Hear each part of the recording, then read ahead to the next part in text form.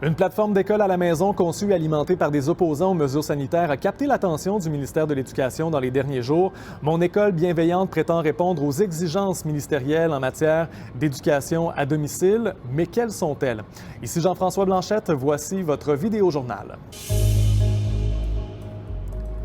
Mon école bienveillante est une propriété intellectuelle de Lux Media, une boîte de production qui a vivement dénoncé les mesures de confinement et le port du masque. Pour 50 $ par mois, la plateforme dit offrir du soutien aux parents qui souhaitent, et je cite, « reprendre leur plein pouvoir et se réapproprier l'éducation, la santé et la sécurité de leur enfant ». Moins de 10 clients seraient inscrits jusqu'à maintenant, selon un tweet de son fondateur, André Pitre. Le ministère de l'Éducation demande quant à lui de retirer la mention suivante. Adapté répond aux exigences du ministère de l'Éducation, même qu'hier, plutôt que de lire adapté, on pouvait lire certifié. De son côté, le ministère de l'Éducation affirme ne jamais avoir émis de certification pour cette plateforme et se dissocie entièrement de son contenu et de l'équipe qui dit offrir un support pédagogique. Si l'affirmation mensongère n'est pas retirée, un recours juridique n'est pas exclu. Il faut savoir toutefois que l'éducation à domicile, c'est un droit au Québec. D'ailleurs, plus de 8 000 élèves sont considérés comme étant en enseignement à domicile cet automne. En 2019, avant la pandémie, il n'était que 5 900. Par contre, avec de grands pouvoirs viennent de grandes responsabilités.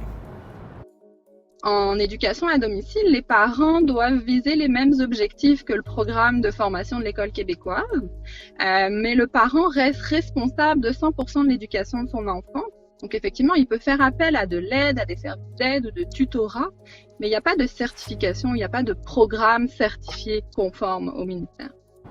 Pas de programme certifié, mais des évaluations quand même, quoiqu'elles ne ressemblent pas forcément à ce à quoi on est habitué de voir dans les écoles. L'évaluation n'est pas obligée de prendre la forme d'un examen. L'évaluation peut être faite par un professeur privé qui va venir évaluer les compétences des enfants, le développement des compétences qui ont été faites durant l'année.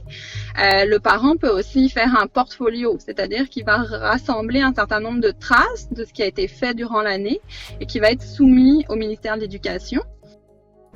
Si l'enseignement n'est pas adéquat, alors le chargé de suivi du ministère va en informer le parent et si des difficultés subsistent, alors en ultime recours, un juge pourrait ordonner le retour à l'école de l'enfant, quoique ce soit excessivement rare.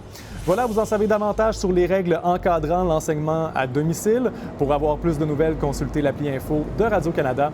Je vous souhaite une excellente journée.